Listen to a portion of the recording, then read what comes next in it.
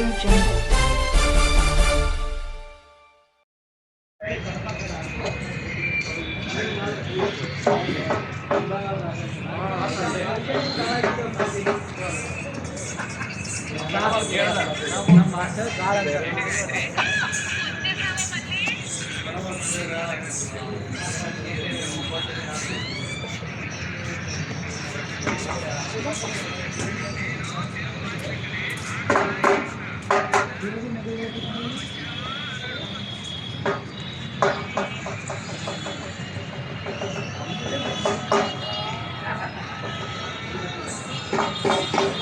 దిష్టి బొమ్మలు తగలబెట్టించినారు తెలంగాణ అంతటా జర్నలిస్టుల చేత. నా దిష్టి బొమ్మ అంటే వాళ్ళకు అనుకూలంగా ఉన్న కొంతమంది జర్నలిస్టుల చేత దిష్టి బొమ్మలు తగలబెట్టించినారు.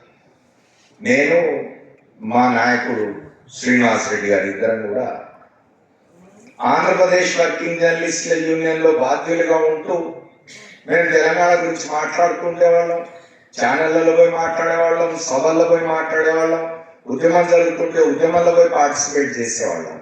మా సంఘంలో కార్యవర్గంలో ఒక చర్చ జరిగింది. దాదాపు 14 గంటలు ఈ చర్చ కొనసాగింది.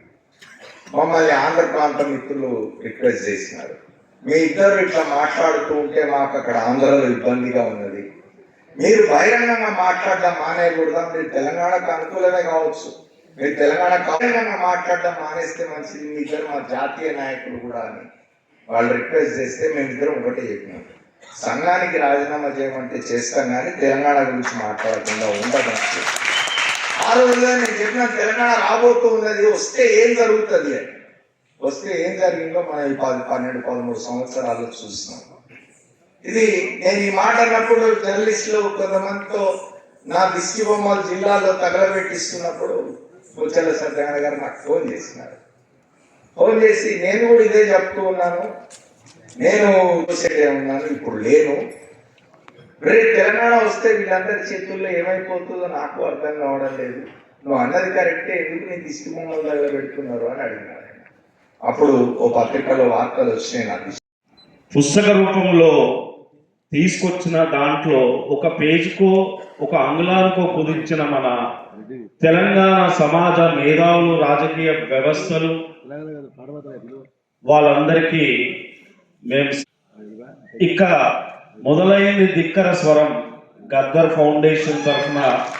ఇది ముచ్చల్ల సత్యనారాయణ గారితో అని చెప్పి నేను చెప్తాను. ప్రజలకు అందించాల్సిన ముఖ్యమైన చరిత్ర ఏదైతుందో ఆ అట్టడుగు ప్రజల నుంచి వచ్చిన వాళ్ళకి, ఆ గోసి కట్టిన, గజ్జలు కట్టిన, గొంగడేసిన, కర్ర పట్టిన, సాము తిప్పిన, శలకల్లో కోతలు కోసిన, అవి సబ్బండ వర్గాల నుంచి, అట్టడుగు ప్రజల నుంచి ఆ ధిక్కార స్వరాలు ఏవైతున్నాయో ఈరోజు ఆ రోజు ప్రభుత్వాలను గడగడలాడించినాయి. ఈరోజు కూడా అదే రూపం ఇక్కడ డాక్టర్ సంగమరెడ్డి, పృథ్వీరాజ్ చౌహాన్లు కూడా కనిపిస్తున్నారని మీరందరూ నిదర్శనం. ఎందుకంటే పృథ్వీ నేను వచ్చినప్పటి నుంచి పిలుస్తూనే ఉన్నాడు, కానీ నేనెందుకు కింద కూర్చున్నా అంటే ఆ ప్రజల్లో ఉండి మాట్లాడే ఈ వేదికపై నుంచి ఇచ్చే సందేశాన్ని ప్రజలతో రిసీవ్ చేసుకోవడం నాకు చాలా ఆనందంగా ఉంది. మనముగా స్పందించే ఆ ధిక్కర స్వరాలకి, మనముగా ప్రజలుగా జనం గుండె సప్పుడుగా స్పందించే ఆ ధిక్కర స్వరాలకి నీరాజనంగా నేను కిందే కూర్చుంటాను. పృథ్వీ, మనం ఈరోజు తెలంగాణ సమాజంలో 2014 నుంచి తెలంగాణ తీసుకొచ్చిన ఒకడు, ఇచ్చిన ఒకడు, అంటే అన్ని కులాలలో కలిసి మా ప్రతాప్, సూర, చాలా మంది అందరు కలిసి బస్ వేసుకొని వచ్చింది. మాసోచిచ్చా అందరు, రజనీకాంత్, కళ్యాణ్, శ్రీధరు అందరు, అంటే మా ఊరంతా మరి కలిసికట్టుగా అందరు కలిసి ఇక్కడికి వచ్చిండ్రు. మిగతా వచ్చిన వాళ్ళు కూడా చాలా మంది డిఫరెంట్ ప్లేసెస్లోకి వెళ్ళి వాలంటరీగా వచ్చిన వాళ్ళు ఉన్నారు. కొంతమంది మా మేజర్గా క్రాంతిదళ్ సభ్యులు ఉన్నారు, ఇంకొక 2-3 ఉన్నారు. నేను ఇప్పుడు విఠల్ విఠల్ని మాట్లాడాల్సిన కోరుతున్నా. నేను టైం లేదు, మాట్లాడవా? 2 నిమిషాలు తీర్మానాలు. దాని తర్వాత ఆ దేవేందర్ ఉన్నాడు ఇక్కడ, మా దుర్గం భాస్కర్ కూడా వచ్చి ఉన్నాడు, దరువెల్లన్న కూడా మాట్లాడతాడు. ఏం లేదు, బయట ఒక ప్రోగ్రామ్ ఉంది కాబట్టి మనం బాగోదు అంటే దేవుడు ఇచ్చిన అన్న పృథ్వన్న ఉన్నాడు.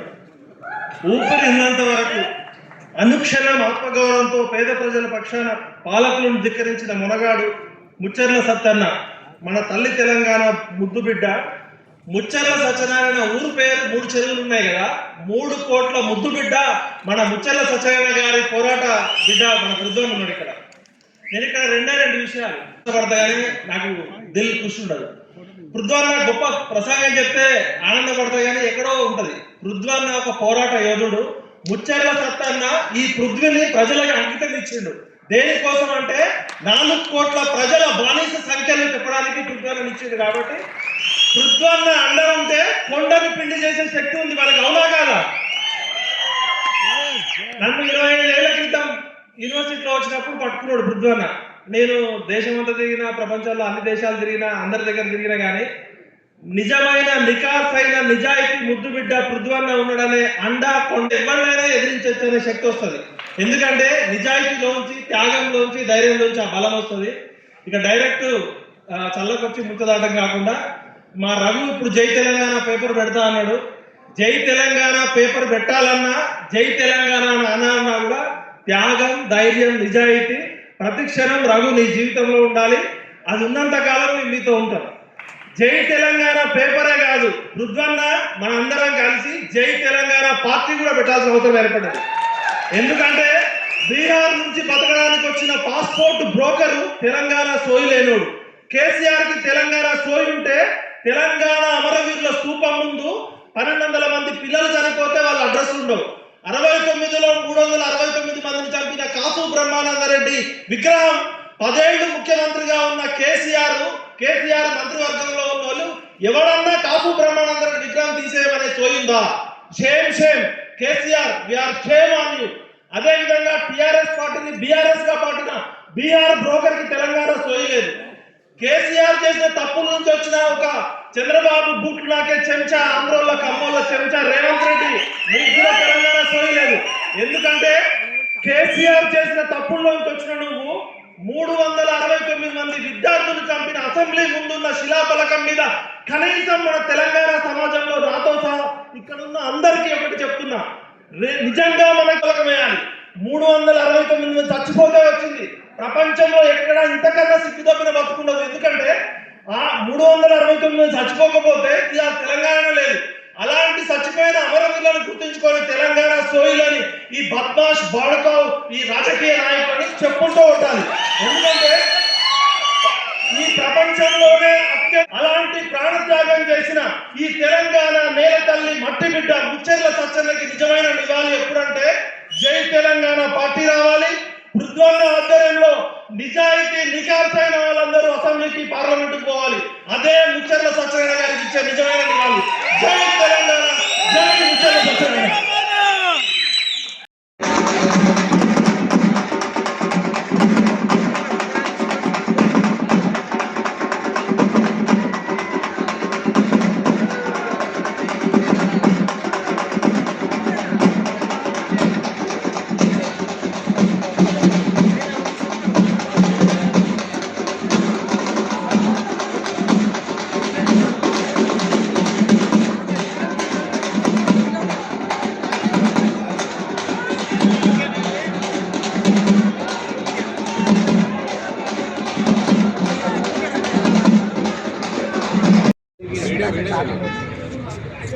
దండేయాలి.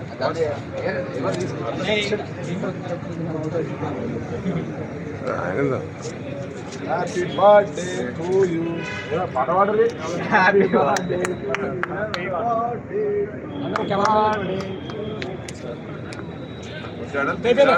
జరగండి.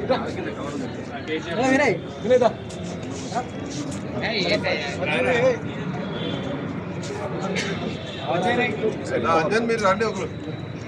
రమేష్ సందీప్ బర్త్డే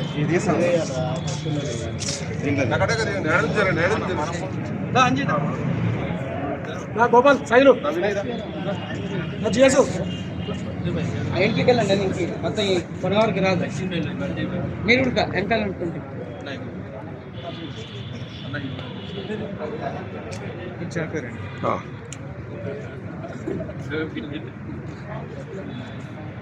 వాడండి హ్యాపీ బర్త్డే టు యూ అన్న